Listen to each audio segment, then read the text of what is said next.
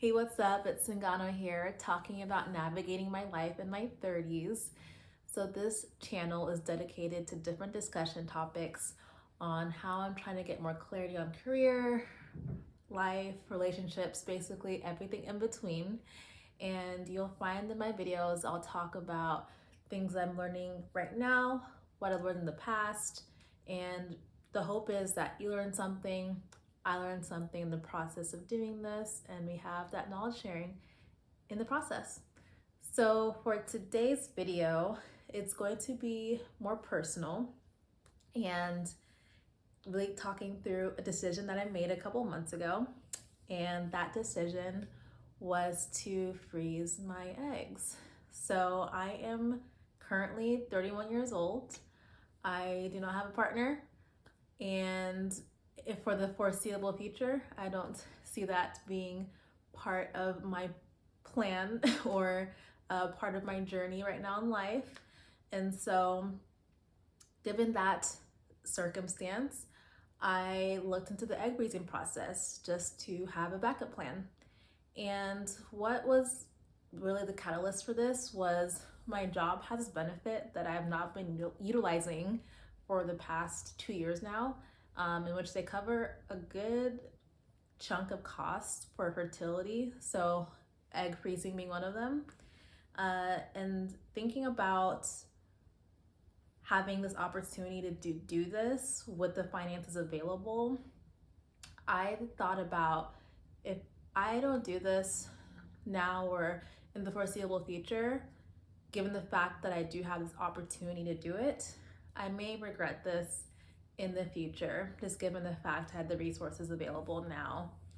And so that was really the catalyst for me to really look into the process even further and get through the process of doing the egg freezing journey. And with the egg freezing journey, I did want to just share my experience because I think it's important to talk through how it went, because when I was looking at different people's videos, I was a whole lot of different experiences were had. And so I think it's just good to just have more perspective, and everyone obviously is going to have their own experience, their body's going to react differently, but I think it's just helpful to gain different points of views and to help with decision making, if that's helpful. So for myself, I'll start off with just in general, the process took about 1 month, and that was basically thinking about when I first called the doctor to let them know I was ready to start the process up until recovery. So that's about a month. But before that, I did do a consultation a month prior to that. So they were just understanding my history. They did like initial blood work just to understand. They did initial ultrasound to see the different egg follicles in my ovaries, just to kind of get an expectation of what to expect from myself in the process. So when it was time for me to start the process, I called them when my period started, and they told me to come in, and I got my blood work. They looked to see if I could start the process after the results of that, and basically I started my egg freezing that same day after the blood work was done. And so from that initial start date of blood work, I did injections for 11 days.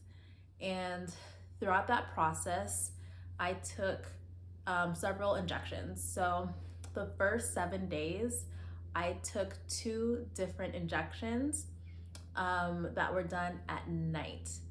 And it was the same time every day, 7 p.m. I was ready to go, do the injections. For myself personally, I'm not a fan of needles, and I was very, very nervous the first day. I remember I was just overthinking it, psyching myself out. But you just had to do it. And it didn't hurt the process of doing it. I think for me, the worst part was just feeling the medicine go into my skin. That was a little just unsettling for me in that process. But yeah, the first 7 days, I was doing the 2 injections at night. And then throughout that time, I was going in regularly to the doctor's office so that they could check to see how far along I was in the process, seeing if I was taking the hormones correctly and how my body was responding to the hormones, and if they should add more or dial it down, just given how I was reacting to everything going on. So throughout that time, I did have to increase my dosage a bit, just to help stimulate the follicles, get those eggs growing. So within that time, the 7 days, taking the 2 injections, by the time the 8th day came, they added in a 3rd shot. And this shot was to help with the whole preventing ovulation, because you don't want the egg raising process to kind of go to waste, because if I'm gonna ovulate, then it's a wash. So that 3rd shot came in, so I was taking a shot in the morning and then 2 shots at night. And again, wasn't terrible getting through that, but it was definitely a lot more monitoring at that point, because they're trying to see the best time to do the actual egg retrieval. And prior to the retrieval, there is a window where they make you take the last trigger shot, and that basically triggers the body to be ready for the egg retrieval surgery. And it's like the last shot, from what I was explained by my nurse, was that there's so much that's been happening, my hormones, it's a lot going on, but this will be the prepping the body so that we can retrieve the eggs, essentially. And so I did the trigger shot, and then my surgery was done on day 11. So it was, again, 11-day process. The surgery took about 30 minutes, I would say 45 minutes at most. I remember I woke up and I was just confused, lost, but I was put under general anesthesia. It was my first time doing that, and it wasn't bad for me. Didn't have any side effects or anything from that experience, but definitely was out of it for the rest of the day.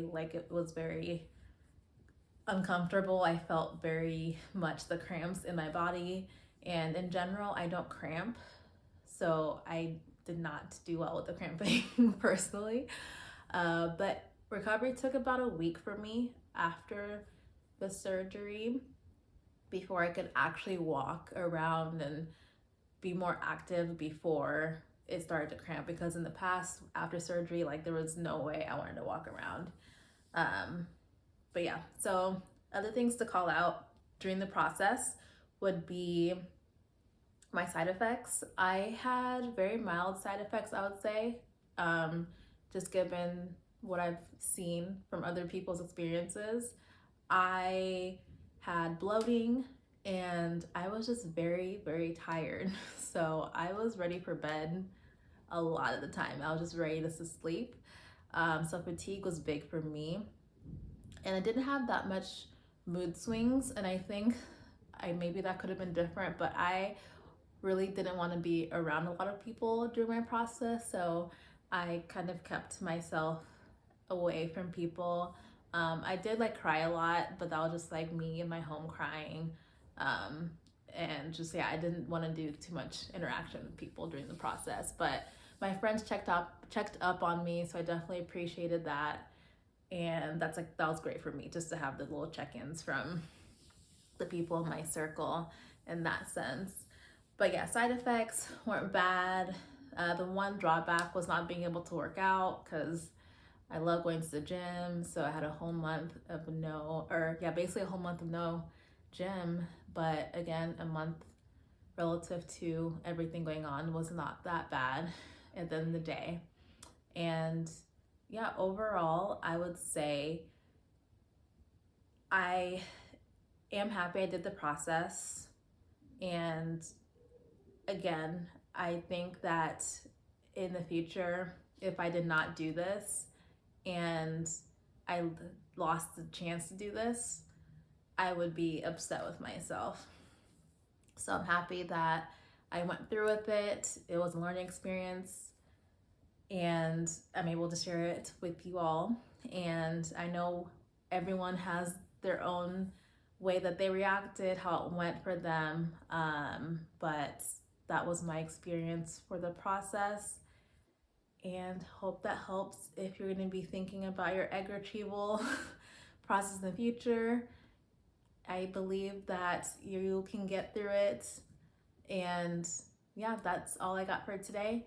Let me know what you think in the comments about the egg freezing journey, thoughts, feelings, experiences. Would love to hear, because I know a lot of people have had their own way of going through this, and it's not an easy thing to do. So props to everyone who's done it.